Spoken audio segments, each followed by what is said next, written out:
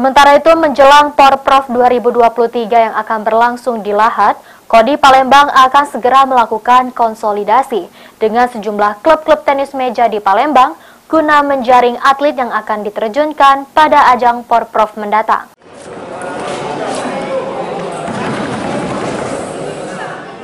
Kejuaraan tenis meja yang dilakukan oleh PTM Perkutut berhasil menjaring sejumlah atlet muda dari mulai usia 13 hingga 18 tahun.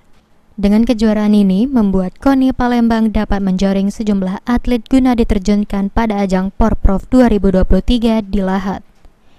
Ketua KONI Palembang, Anton Nurdi mengungkapkan, pihaknya akan segera melakukan konsolidasi dengan klub-klub tenis meja di Palembang untuk menghadapi Porprov 2023.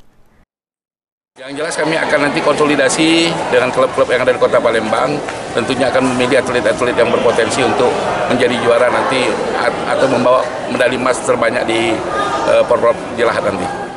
Sejauh ini dikemukakan oleh Anton, pihaknya cukup terbantu dengan gelaran kejuaraan tenis meja yang dilakukan oleh PTM Perkutut ini. Firman Hidayat, PAL TV.